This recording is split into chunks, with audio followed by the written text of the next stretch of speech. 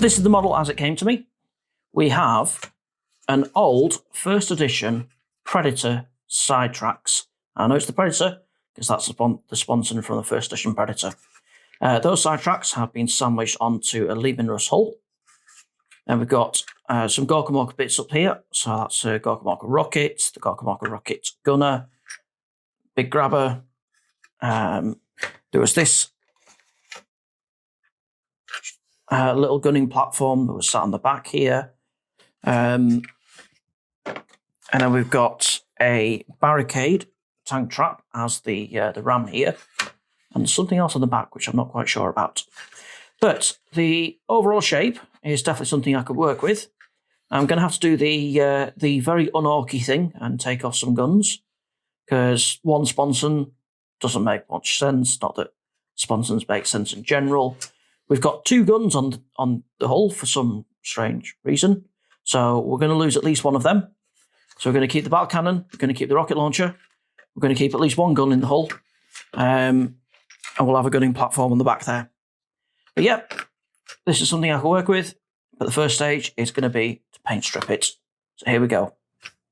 This is Nick from the future. I'm only going to be covering the build in this video because it's already long enough. So there's going to be a jump at the end, which is going to take it from the completed model to the painted model. I will be covering how I paint Orc vehicles in a future video. So now let's get to it.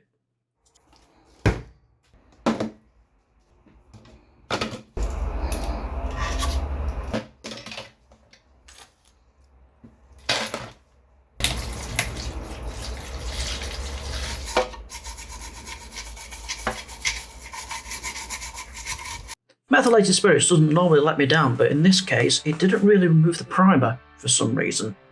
Now what I find is that when you're stripping models, sometimes the spirits will weaken the glue bonds, so you have to pull apart any bits that are loose so they can be stuck back together. Sometimes there'll be a part that is only partly loose, so you have to cut it the rest of the way off so it can be stuck back together properly.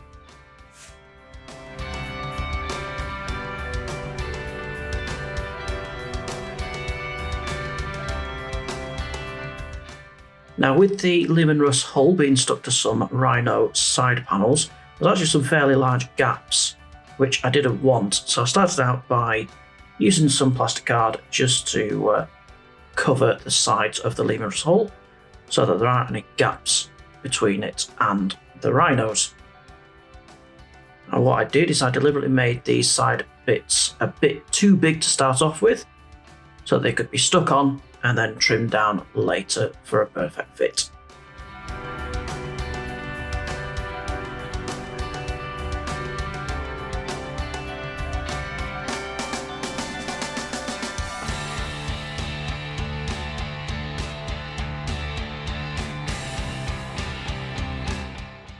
It does frighten me how much I often cut towards my thumb. It's just how I've gotten used to work with a sharp knife. So here I'm starting to work on the turret. Now the Lehman Russ turret is quite famously a bit too small for the gun. I want to say a bit too small, I mean it's absolutely tiny. So I'm basically going to be rebuilding the turret pretty much from scratch. And here I'm tracing out the rough turret shape onto some plasticard.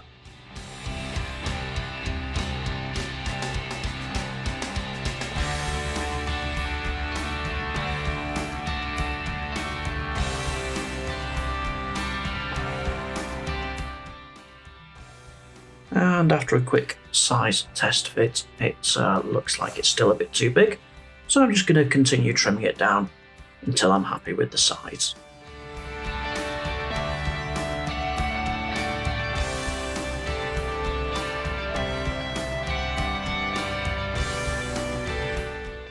Once I'm happy with size, I did cut out a top plate as well, and I'm just cutting some more plasticard to do the side panels.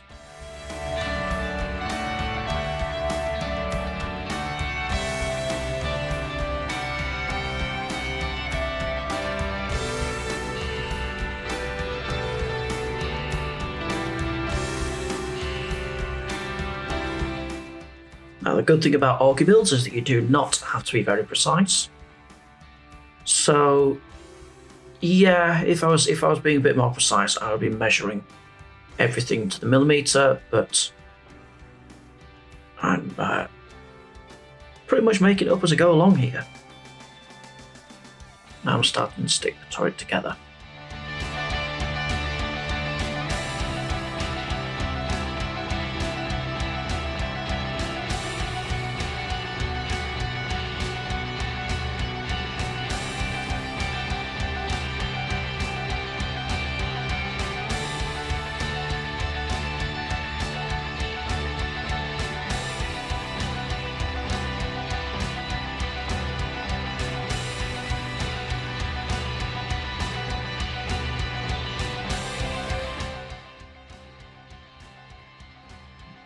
Some of these panels just needed adjusting and sanding and filing, just to make sure that they fit well.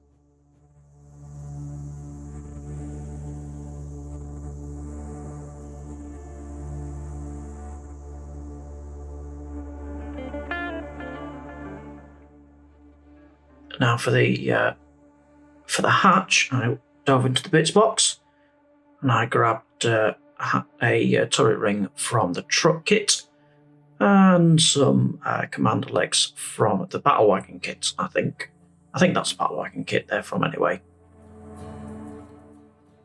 I had the Gorkamork gunner come with the model. What I decided is that I didn't want to have it hidden away inside the turret, so I'm going to use it as the rear gunner instead and have this other orc sticking out the turret where most of it can't be seen. Instead, I'm going to have that classic model unsure at the back of the turret. After deciding that the turret was initially too big, here I am, going back and making it bigger again.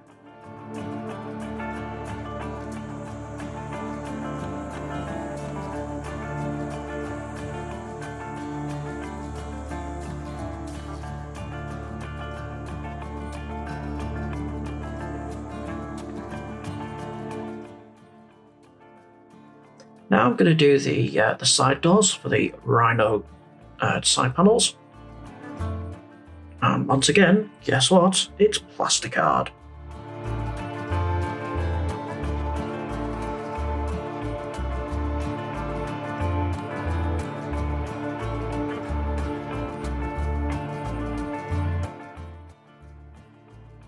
Now once I'd cut out the basic shape out of thicker plasticard, I went back with some thinner plasticard and cut the same shape out so that I could add some panel detailing. Now I see that I've switched knives. I actually find that plasticard, when you're working with it, it's a lot like painting in that you should have a variety of knives that you work with. Normally I use a heavy duty Stanley knife for most of the work, but then I've got a couple of smaller knives which I use for detailing work. One of them you saw there, and I've got a much smaller one that I'll use for extremely fine detail like lifts. I don't actually use it in this build, maybe in a future build.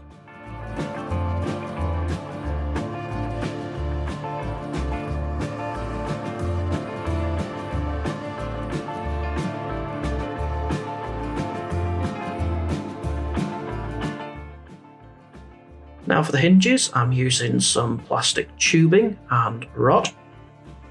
This stuff comes from Plastruct.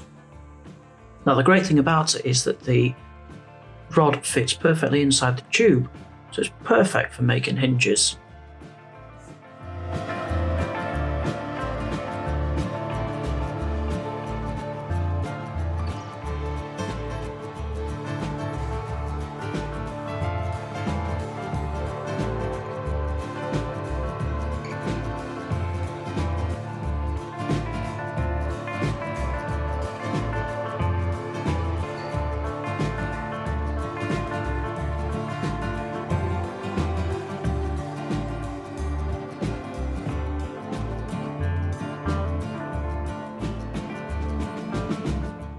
Now I'm going to make the exhaust, and again I'm using some tubing for this, and some tubes from Plastruct that fit within each other. They telescope perfectly.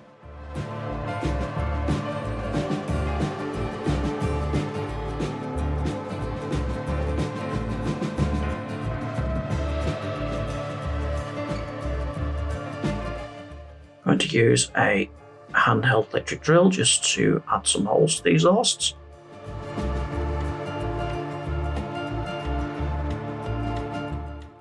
Again, it's okay, I don't need to be too precise here. And finally, when assembling, I'm just using poly cement like I've been using so far.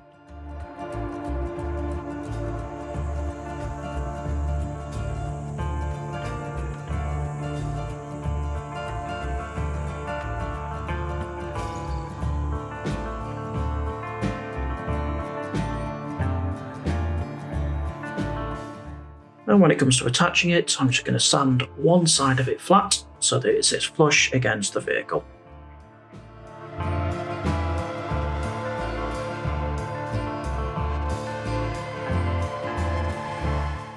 And we're back onto the turret. What I'm going to be doing now is to make some extra panels for the turret, just so it's not a flat surface on top. I start by cutting the turret shape out of plasticard again. Here I'm just planning out where I want the panels to be.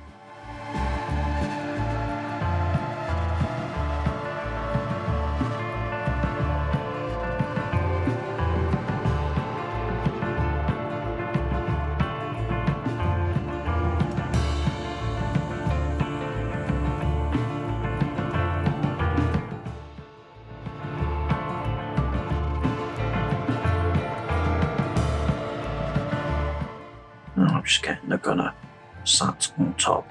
I did come back later on and just readjust the pose slightly so that the rockets weren't firing quite so high into the air.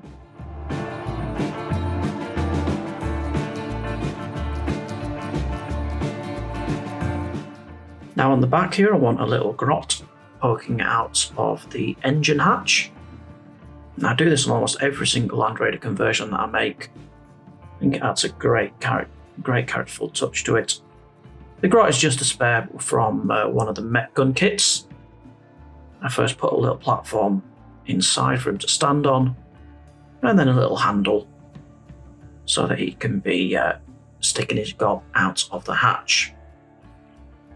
For the rear gunner platform, I used some girder type plastic. This again came from Plastruct, just so it didn't look quite as bolted on as if I'd just stuck that platform on the back.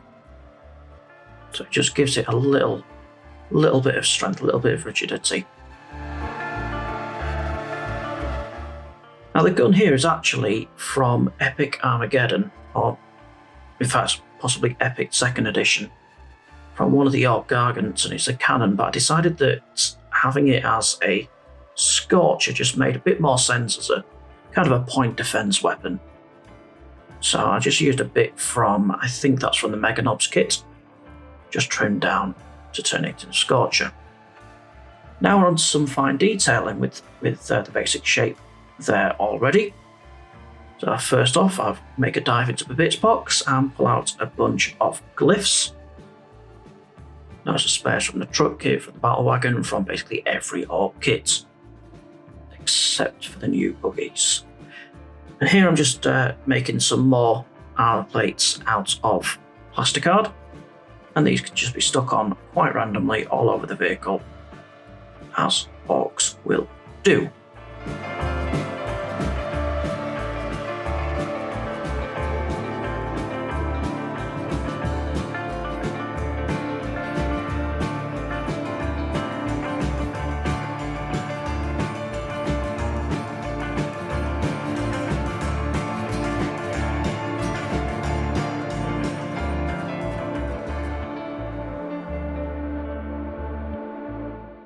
And for these kind of side bits here, I'm using some tread plate plastic and just sticking that down as well, just to create a little bit of variety.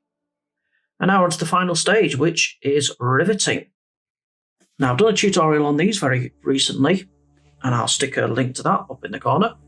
But the basic idea is very simple. You slice some plastic rod up very thinly, and then use a metal tool. As you can see, you pick up one of the slices, dunk it in some polished cement, and then press it onto the model, and you have a rivet. This takes forever, but it really brings the model together. And here is what the model looked like before painting. Now, as I say, this is only going to be covering the modelling, so I'm going to jump cut to the painted version in a second.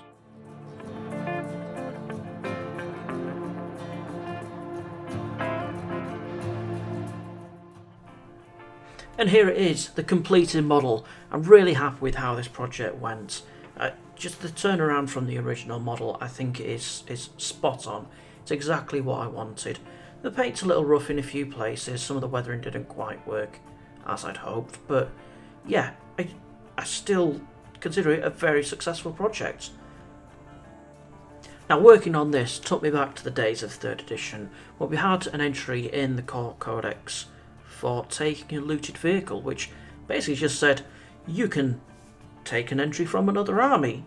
It had a list of specific vehicles that you could take, but you know, it had Lehman Russers on there, it had Predators, it had Whirlwinds, it had some great choices on there, and there was a lot of amazing creativity that came out of the Orc community at this time. I think this is where sort of Orcs got their reputation as the Converter's Army, and I really missed that. I hope that it's something that can make a comeback. Now, the 4th edition Codex is where that part of it started to disappear a little bit.